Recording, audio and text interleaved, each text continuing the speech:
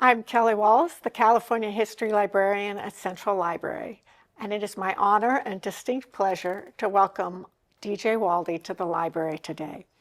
A cultural historian, memoirist, and translator, Donald J. Waldie has been called one of the most artful authors writing about Los Angeles today and one of the most respected contemporary voices on life in Southern California. He is the author of Holy Land, a Suburban Memoir, Where We Are Now, Notes from Los Angeles, Becoming Los Angeles, Myth, Memory, and a Sense of Place, and his most recent book, Elements of Los Angeles, Earth, Water, Air, Fire. He is famous for not driving, which I think might be the source of your secret sauce, as I call it, your Absolutely. insights Correct. into Los Angeles. And while we're here today to talk, obviously, about your new book, Elements of Los Angeles, I want to start at the beginning. Please. Okay, you were born in Lakewood in 1948. Yes. And I was brought home to my parents' home that they bought in 1946 on a smoggy Wednesday in 1948, and lived a boy's life in a brand new suburb where on any given block of Lakewood, where there were 46 houses, there was at least 70 young people under the age of 15. Growing up in the early 1950s was a period when children socialized themselves. I ran with a gang that persisted until I almost went to college. Speaking of college, so you went through school, graduated high school in Lakewood. I went to St. John Bosco High School in Bellflower, and then went on to Cal State Long Beach, which was the school that virtually everyone in my working class neighborhood went to if they went to college at all, and had an uproarious mid-1960s education, which no one would understand today. It was very much of the era. And after that, with a bachelor's degree, I went on to get a master's degree at UC Irvine. And both my degrees, bachelor and master's, are in comparative literature. And I taught comparative literature briefly and some other topics at Cal State Long Beach. But when jobs there dried up, I applied for a position at the city of Lakewood in 1977. Got a job, and from that moment on, I was the city's public information officer, which generally meant, in the broadest sense, I was the city's official storyteller. That's great, somehow appropriate. But what made you think to apply? My mother told me to apply, and I did. Oh, that's funny. I've been lying about the house, unemployed for a month or so, and my mother was upset that I was not actively searching out employment. She saw an ad in the local throwaway newspaper and told me to go down to City Hall and apply, and I did. Do you think anybody else applied? I'm not sure. All I can say is that I went down in the afternoon, early afternoon, to apply for the job, spoke to the person who would be my supervisor, a wonderful public relations person called Mike Stover. And by the time I got home and took off my suit and sat down to watch cartoons on television, I got a phone call from Mike Stover saying, could I come down and fill out the paperwork to get the job. Oh, fantastic. So that went very well. Okay, so you started at Lakewood in 1977. Yes. And was Holy Land your first I had written some public writing? I'd written some pieces of poetry for university literary magazines, and a couple of small chapbooks of poetry for a wonderful poet and printer in Santa Cruz, whom I met in graduate school, named Gary Young. But Holy Land was the very first substantial work, and the first published by a respectable New York publisher, W.W. Norton. So how did that come about? What was the idea, the inspiration? That story is, I'll give you the condensed version of that. I thought I would write a book of short stories, linked short stories, a sort of short story, a novel in short stories. And I began writing some of them, and I showed them to my friends who were writers, mainly to the ones I'd met in graduate school in the poetry writing workshop, and they hated them. So I said, probably I'm not a short story writer, but I had all the materials for these short stories, notes, commentary, even sentences, a few paragraphs. And I kept on working with this material. basically creating a long list of stuff. But over time, and in conversation with Gary Young, the poet, I discovered that these bits that seemed to me just notes actually could cohere into an alternate kind of narrative. And so with his assistance as mentor and as dutiful reader, I assembled more and more of these bits, and over time I had the body of work that I thought might represent a book. I sent parts of it out to various literary magazines, college and university magazines, and a few pieces were picked up. And then ultimately, completely out of the blue, most unlikely thing, a New York literary agent, Chris Calhoun, called me. Now, I've got to tell you, literary agents don't call people like me who've never had a book published out of the blue. But somehow he thought that what he had seen and read was enough to persuade him that I should be his client. And very shortly after that, the book was sold to Jill Bialowski, the editor at W.W. Norton. So this Holy Land was an absolutely blessed project. Every part of it, with unexpected rapidity and completely unlike what happens in real life, came to be and has been in print ever since 1995. I feel like maybe we jumped. I'm sure most people are familiar with Holy Land, a suburban memoir, but I'm not sure everyone is. So No. it's, I mean, how would you describe it? It's a history of Lakewood. Well, not really. It's an amalgamation of personal memoir, social history, political history, economics to a degree, geology and hydrology. And it's made up of 316. Tiny bits. I was going to say, what do you call them? Tiny bits. I was going to bits. say chapters, No, entries. they're bits. Okay, bits, tiny bits. Yes, some only 2 paragraphs long. Some only a sentence or two. Yeah, it's quite amazing. And there's a quote from Joan Didion about Holy Land, and she called it infinitely moving and powerful, just dead on right, and absolutely original. And that's the thing. It is stunningly original. That's what's most amazing about it. But I want to just talk about this Joan Didion quote for a moment, because she had a few years before written a piece on Lakewood for New Yorker magazine, Yes, correct? she had. And she had talked to you Yes. as the Lakewood Public Information officer. And at the end of that interview, and Joan Didion is a striking person to have as a questioner. She was very tiny and bird-like. Her voice almost inaudible. You had to lean into her to catch every nuance of her question. And by that means she sort of captivated you or captured you. But before she left my office, I reached down into my valise and said, I can't have one of the most famous American writers writing today leave my office without asking if I could give her some pages from a book I'm working on. And she very graciously, and I don't know why, who was I, she said, sure, I'll take it. And then a few days later, she sent me a note that you read the quote from. That was a note she sent to me, which later she allowed me to use as a blurb for the book. By the way, I would like to add that although that book was published in 1995 and it's still in print, the strategies I used in that book do appear in elements of Los Angeles, and in the previous book, Becoming Los Angeles, in both books, there's an amalgam of memoir, history, science, geology, hydrology, flood control. Those books, elements particularly, are not made up of tiny bits, but the spirit that's in Holy Land runs through all of my books and very much in this brand new one.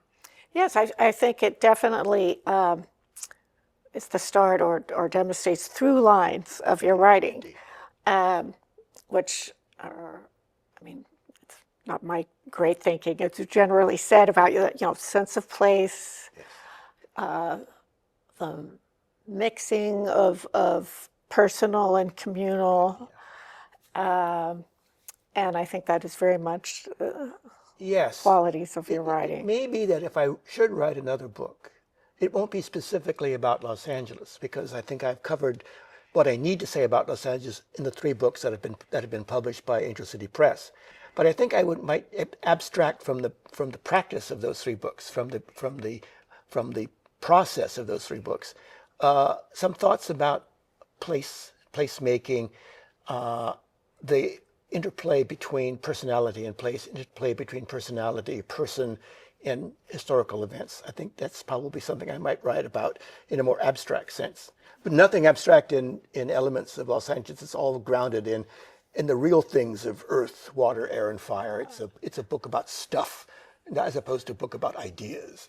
Yeah, it's fascinating. We're going to get to those, but I just wanted to, when we're talking about the mixing of the personal, communal, it reminded me, I read something that Stanford professor Gordon Chang said, that studying history is personal. Yeah. It's also personal, that he recommends everybody study their own history to have an understanding of what comes before us, why we wind up where we are, and who we are. Precisely the case. Exactly. Precisely the case.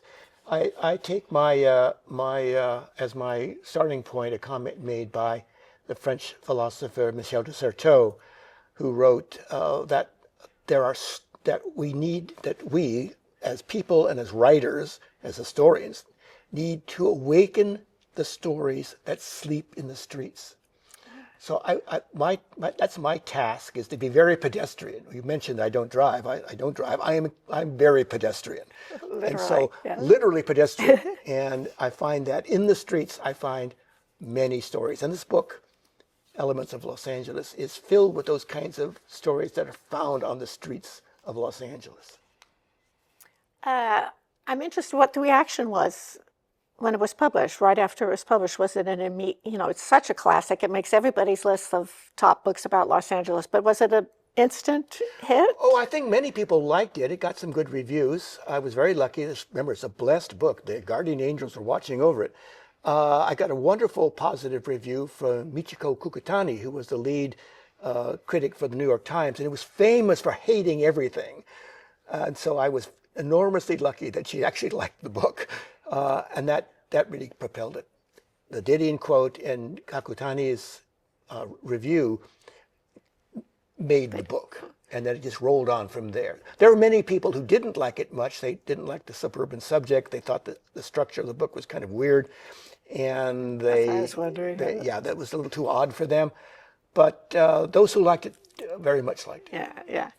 So, that changed your life, or not so much? Well, it gave me an opportunity over the following years after 1995 to write more about the things that interest me in Los Angeles and Southern California, and things interest me in my life. It allowed me to be a frequent book reviewer for Steve Wasserman when he was editor of the LA Times book review section, when it stood alone as its own section, and later to write op-ed pieces for the op-ed side of the ledger about politics in Los Angeles. I was very lucky to have the Los Angeles Times as a platform, willing to hear my voice on many occasions. And later I was welcomed by KCET, now PBS SoCal, to write for their website on much the same topics in many of the same ways. So the continuity of my writing life after Holy Land is very much based upon Holy Land, but it is through contacts and exposure in the LA Times, and through contacts and exposure at the KCT website. In fact, most of the pieces in this book were originally published online by KCET, PBS SoCal, although for this book there are a couple of brand new pieces that are just for this book alone. Okay, so let's dive into Elements of Los Angeles. It's an interesting construct or format of the book to tie it to these elements. Yes. And you mentioned in the acknowledgments that Peter Lunenfeld, another author, kind of had introduced you to that idea? He had a book published in 2020 called City on the Edge of Forever, in which he used those 3 classical elements as starting places for his writing. My book is much different from his. They don't overlap in terms of subject matter, but it's a wonderful idea. And I don't know if he got the idea from the source that I turned to after reading Lumenfield's book, but another French philosopher, Gaston Bachelard, who's best known for a book called Poetics of Space, wrote a great deal about the qualities of earth, water, air, and fire as a phenomenologist. I'm sort of a grassroots phenomenologist, I guess, and I found it productive to use those classical elements as a kind of hook under which to hang the stories that are in this new book. I'm sure those elements could apply to any place, but they seem, to me, particularly appropriate or relevant to Los Angeles. They are indeed. Our earth bucks and roils under our feet far too often in earthquakes. We worry about water all the time because we have too little of it here in the South. Our air is far too visible. We're worried about smog and particulates in the air and the health effects of those things. And of course, as I say in this book, what Los Angeles does, sadly, Los Angeles burns. And so burning is part of what it means to be an Angelino. To be an Angelino, absolutely. Rosecrans Baldwin writes the foreword for the book, and I just want to quote him on one part. He says, "One challenge of writing about Los Angeles is that the city is too big, too teeming, too diverse. It can seem easier to take it on as something slapdashed and contrived." And first, I want to say, see if you agree with this, that a comprehensive history really has not been written about Los Angeles. No, there have been approaches to a comprehensive history. The earliest one, of course, is Island on the Land, and that's from 1946, I believe, and is a very good attempt at a comprehensive history. Kevin Starr wrote a lot about California and then about Los Angeles in his American Dreams series, but still not one solid book about Los Angeles. There have been lots of approaches to a history of Los Angeles, but no one has ever gotten their arms around the whole thing. And lots of excellent books that deal with certain specific topics or areas. So I think the approach of kind of highlighting various events, qualities, etc., kind of serves as, I don't know, a very good way to it is. discuss the history It is of in Los part Angeles. because Los Angeles is so diverse, and it is difficult to understand it whole. It has to be kind of got at in parts. But frankly, my purpose in writing these books about Los Angeles, all three of them that were published by Angel City Press, wasn't specifically to create a kind of guidebook or guidebooks to Los Angeles. I was much concerned with a different topic, and that topic is, how do people find a sense of place? Because lacking a sense of place in Los Angeles has led to so many ills, so many problems in our communities, in our local government, and in the way in which we try to resolve the crises that are facing us. Without a sense of place, we have very little ground to stand on when we make claims about what Los Angeles should become. And I think my books have been my attempt, maybe it's a little covertly, to indicate to readers, here's how I acquired a sense of place. I thought about these things that you're reading about. You may not be terribly interested in these things as part of your life, but there are parts of your life that you need to delve into as much as I've delved into these parts. You need to feel these parts as much as I felt the parts that I've felt. You need to make history felt. Felt history is something that's very important to me. And so the books are about Los Angeles, but they can be read by anybody, anywhere on the planet who needs to acquire a sense of place. Yeah. All right. So then I thought we'd talk about a few sections of the book that, I was drawn to. Please. And I think each of these has emphasizes a certain aspect or quality of Los Angeles. So first I want to talk about El Aliso. Yes.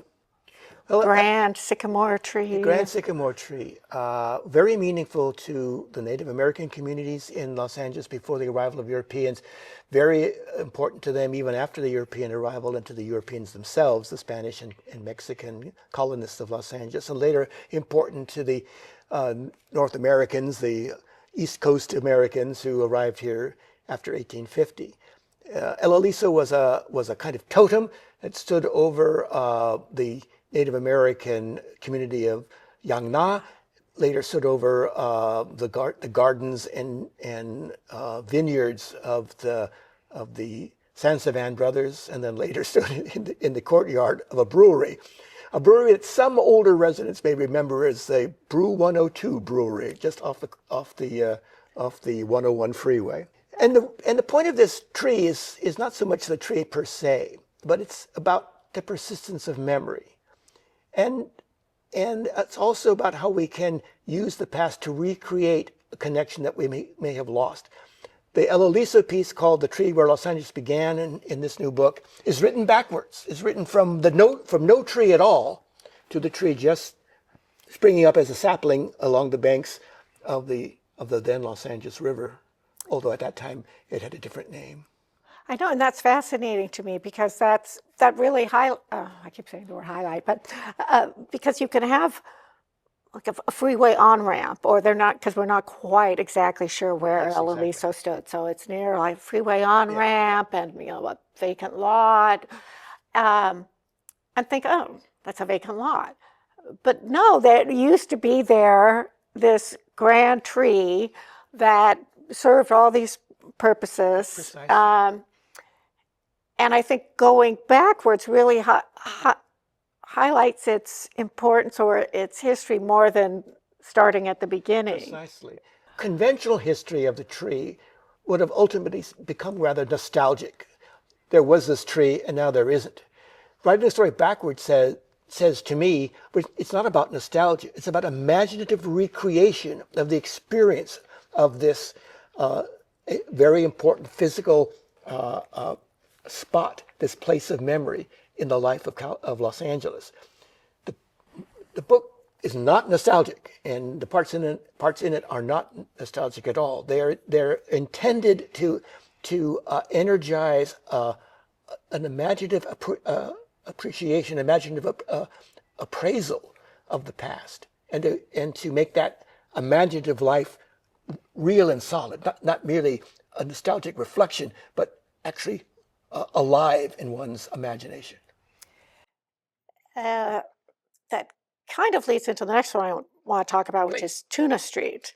Tuna on Street. Terminal Island, because El Aliso was commemorated. There's a plaque in the sidewalk right there, and there's nothing there really. No, so only it's the telling plaque. you that something was there. And Tuna Street, the last two remaining buildings of this once vibrant Japanese-American fishing village, and Tuna Street was the main street. Well, yes, One of with the main streets. restaurants, barbershops, pool halls, etc. And it was just last month Yes. designated as a historic cultural monument. And I think people often think of historic preservation as, these grand architectural structures, and not these humble buildings that don't look like much, but they really indicate, this whole vibrant community. And sort of same thing with the plaque for the tree, and that it's very important to commemorate spaces where things happened, even though there isn't necessarily. Exactly. And it's also very important to avoid disregarding humble places like where the tree was, or the buildings that were once a general store for the Japanese community on Terminal Island, a community that they called Furusato, meaning homeland or hometown, really. No, the humbler places in Los Angeles deserve attention as much as the grand architectural or political or social spaces. Union Station is a magnificent place, and everyone should drop by there just to marvel at how late 1930s Los Angeles thrust itself into the public arena with this grand building. But we also should pay attention to to the remnants of the Japanese community on Terminal Island, that the humbleness of that site does not make it less important. Right. And for marginalized communities, often that's what they had. That's all they have left. Yes, Indeed. yes, yes. So, did you want to talk any more about Terminal Island? Did you want to talk about your story in there where you went with a friend and drove and tried to find since I don't drive, I rely upon the kindness of friends, and we wanted to drive to Terminal Island and take a look at how it looked today, because I remember seeing it very often when I was a young man, a boy. My father, who had been in the Navy during the war, used to drive my brother and me and our mother out to Terminal Island just because he liked to be by the sea. And we drove around, but the walls of shipping containers and the streets blocked off for various commercial purposes. We never got to Terminal Island. We couldn't find Terminal Island, no. Hard it is to find. Speaking of driving, that kind of leads into the next one. You have a very interesting short piece about David Hockney and his Wagner drives through the Santa Monica Mountains. That was a real find. I was happened to do some desultory searching online and came across an essay by a writer who wrote about the painter David Hockney, who lived in Los Angeles for many years and who had a home in the Malibu area. And he would take guests, in his bright red Mercedes 350 SL convertible, and drive them up into the Santa Monica Mountains and through a set route, and then back down to the Pacific Coast Highway just as the sun was setting. And the whole thing was orchestrated to music that David Hockney picked. And I never went on one of those rides with him, but I can only imagine what it must have been like to have this ride through the landscape of Los Angeles with Wagner and other tunes, other famous pieces of music playing in the background. It just, as I say in the piece, every drive in Los Angeles should have a soundtrack. Yes, absolutely. I mean, it just seems like such a quintessential story. You know, the sports car driving, wind in your hair, music blaring, a creative person. It's perfect LA. It's perfect LA. It may be very artificial, but it's perfect LA. Yes.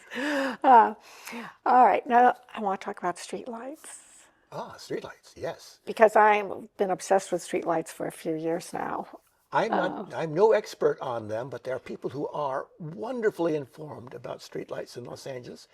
We're very lucky here, live in Los Angeles, that there is such a marvelous historical collection of streetlights on the streets of Los Angeles, from all eras except the gaslight era, and many of these streetlights were erected during the really boom days of expanding Los Angeles in the 1920s. So you have these wonderfully elaborate art pieces that are just placed along streets. It's like public artworks if you look up and kind of examine them. Absolutely. And Los Angeles has one of the most diverse streetlight ecosystems with over 400 types of streetlights. Still over 400 types. And they're very specific streetlights for very specific areas. So you can look at a streetlight and say, oh, that's for this block of Wilshire, or that's Hollywood Boulevard, or that's... You can still see the Wilshire specials on Wilshire Boulevard. Not very many of them left. And if you looked up and saw those streetlights, you'd know what street you're on. And it's something so utilitarian can be so beautiful. Yeah. And we have the two art installations that people just adore, the Chris Burden's Urban Light at LACMA and Sheila Klein's Vermonica. And people, I mean, isn't Urban Light, I think it's like Instagram more than the Hollywood sign. It's said to be Instagram more often than the Hollywood sign. It's certainly easier to get to. Yeah, that's true. The other thing I like about the streetlights is that it exemplifies one of the things I love about history, that you know, it's all around. You just have to pay attention, which is also one of your through lines. Exactly. So, yeah. Part of that, of course, is that is a call to paying attention. There is so much of value that would lift the heart or inform the mind or give some sense of place. That's all, as you say, all around us. If you only looked up and saw it.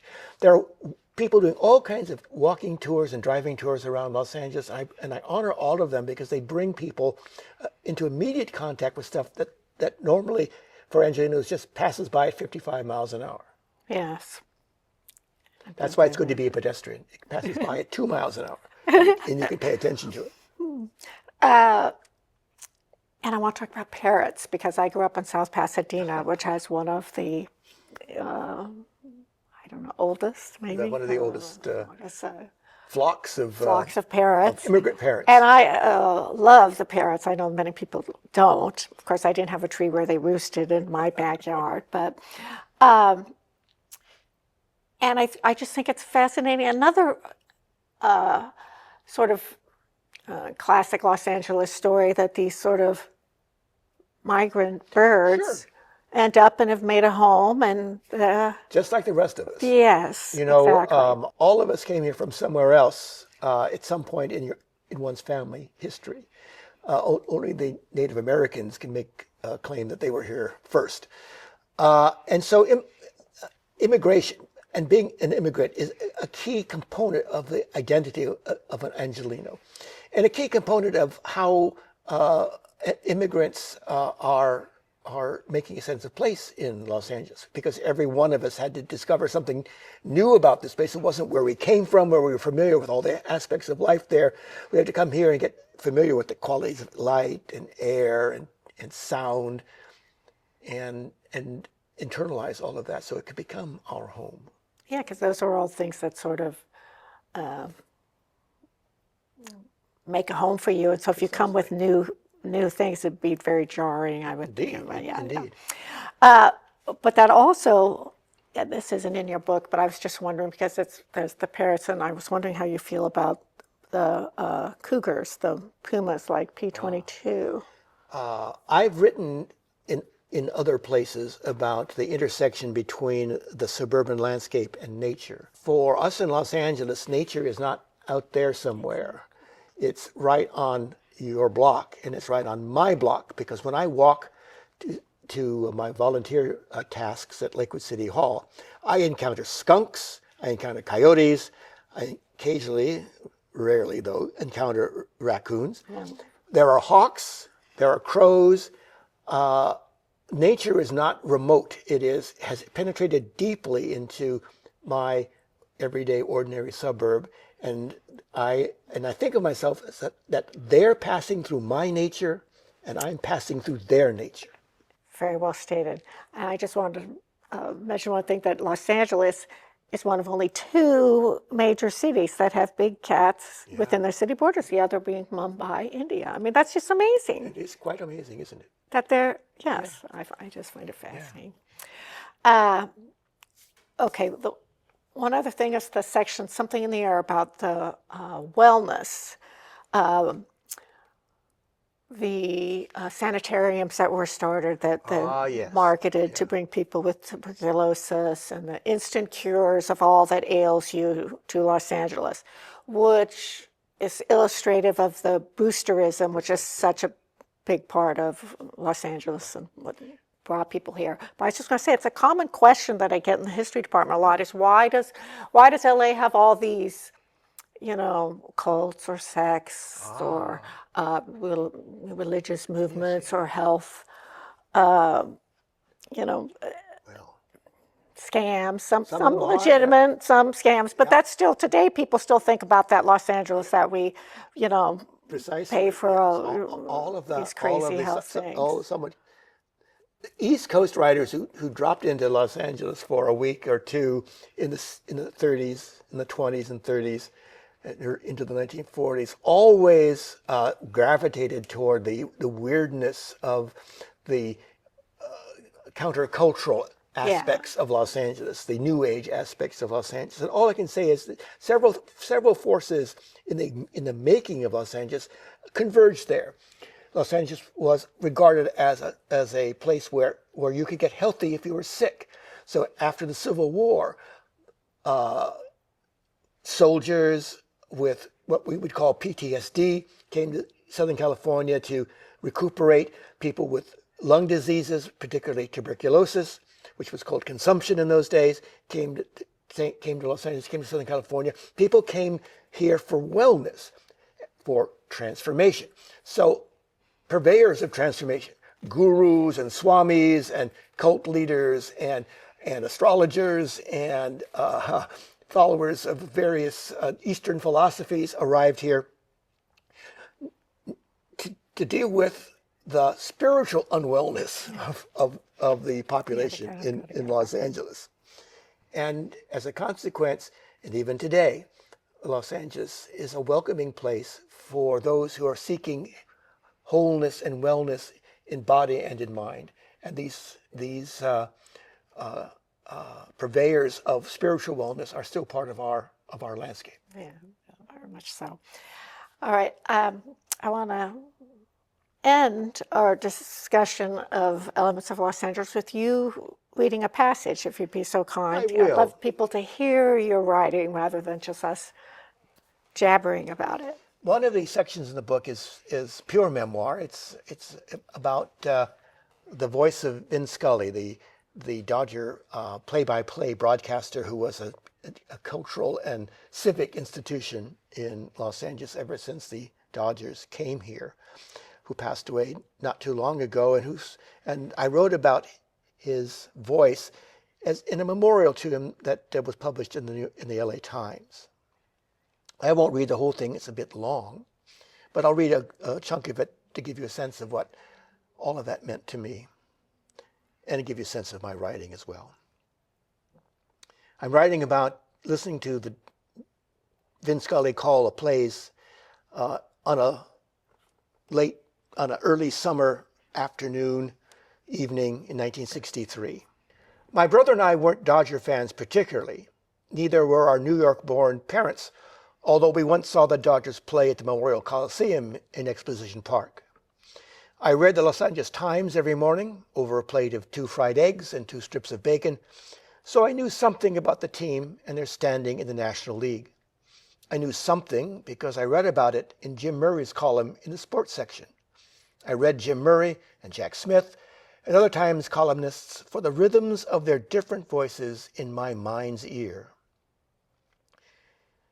There were other Dodger voices, of course. Jaime Jarrín had been the Spanish language voice of the team since 1959 until he retired in 2020, creating a parallel Los Angeles out of balls and strikes and comments on the qualities of the place that once spoke only Spanish.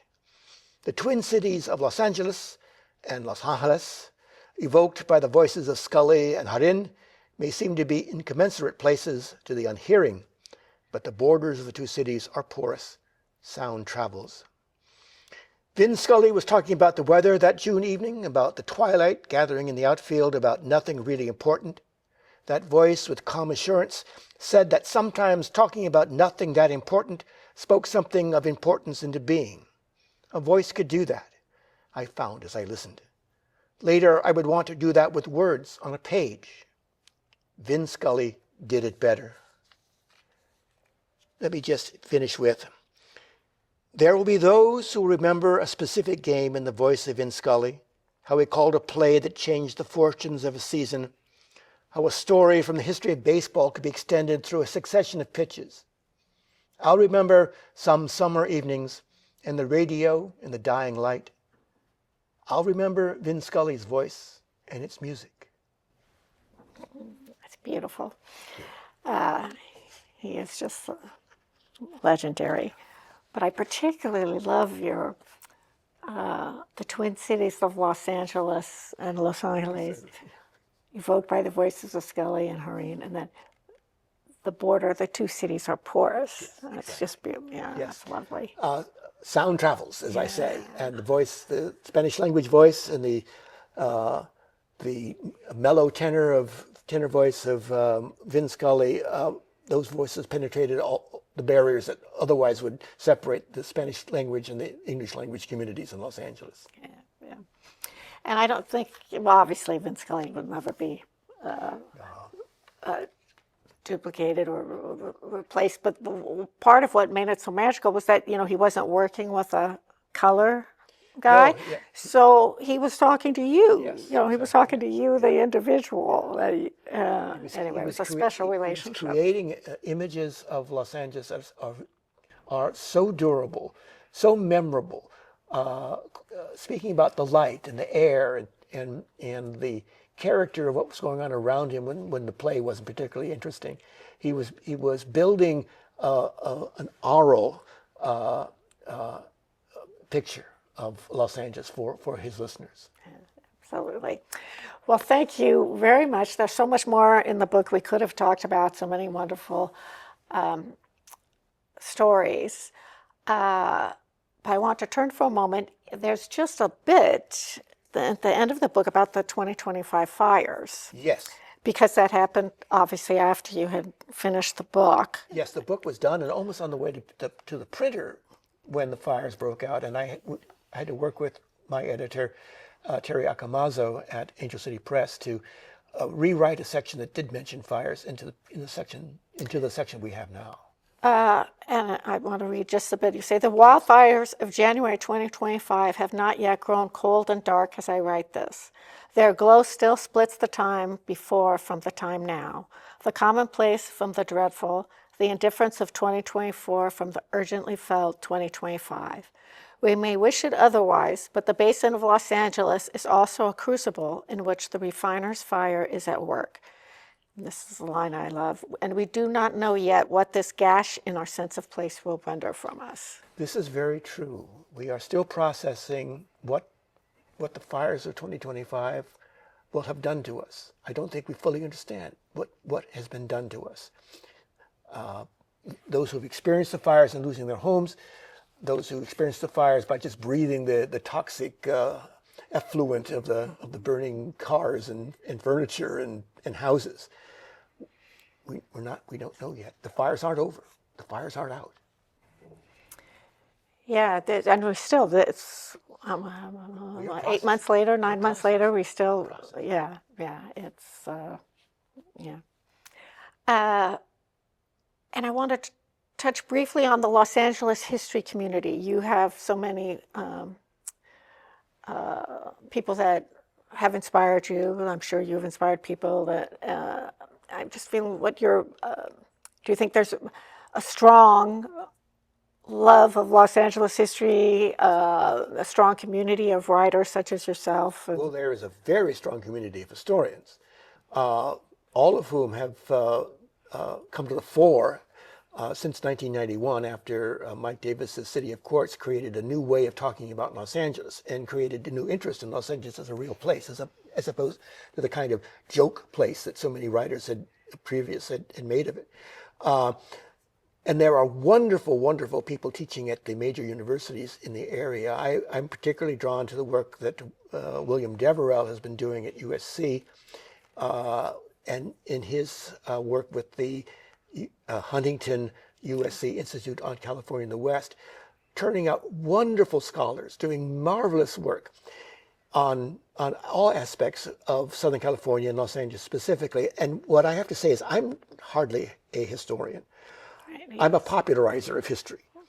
But I feel I have felt a compelling need to take this wonderful work done by graduate students and new professors of history, new doctors of history, taking their wonderful work and putting it in a form that can be readily accessible to the general public. So many dissertations are only read by other writers of dissertations. I want Angelinos to read our history so that they acquire the sense of place that I acquired. Yeah, right. That's a very important role. Come down to the library here and use history resources at this library. Well, that leads me to the question of how has the library helped you in your research or writings over the years? I live in Lakewood, which is part of the LA County Library system. And so I've used that system extensively over the past 30 plus years to learn more about Lakewood and then to learn more about Southern California generally. And also the library system in the city of Long Beach, which is not very far from where I live. And they they do have a very excellent local history section, collection that is very important because it has newspapers and periodicals that relate only to that corner of southeast LA County. Some things that you would not find in most any other library, really. It would be hard to find. I've done some research here at the Central Library, but most of my work is done through the interlibrary loan system. Mm-hmm. Yeah. And not everything is digitized. Not everything is digitized. A lot is, but not everything. Not everything. Sometimes you still have to look at the microfilm. Oh, do I remember looking at microfilm. I know, it's a little better. I remember when I was in college, I'd look at microfilm and I'd get like nauseous from looking at all those passing by. Okay, last question. Please. We've talked a lot about the past and the present, and I'd like to ask you now your thoughts about the future of Los Angeles.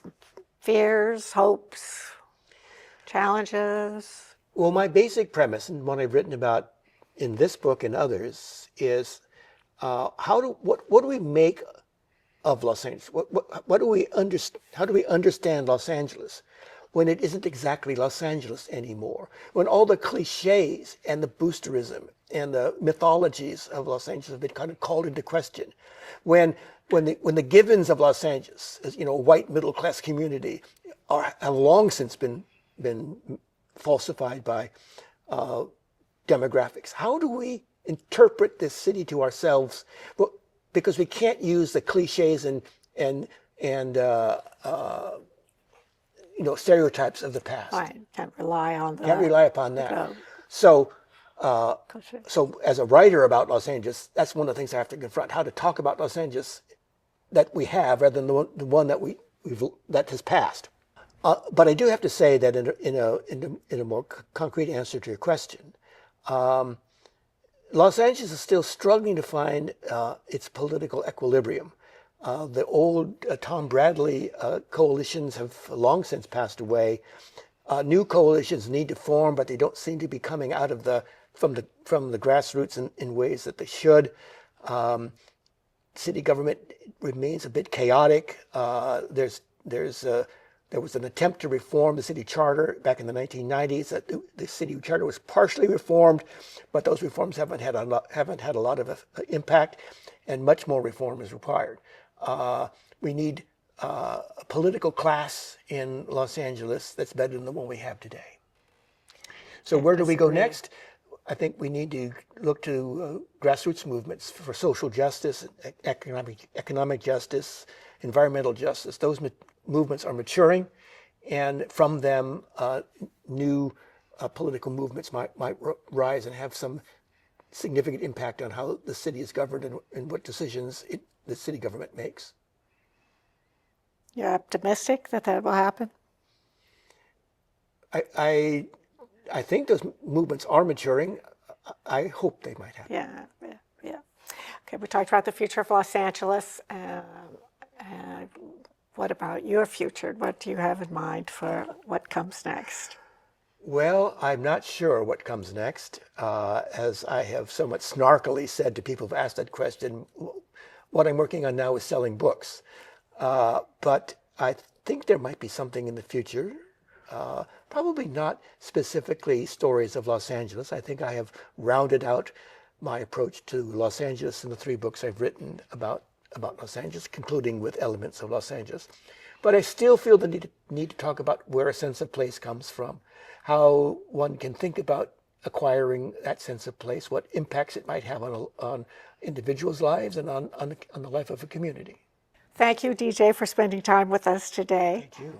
Elements of Los Angeles, Earth, Water, Air, Fire is available now from Angel City Press at Los Angeles Public Library.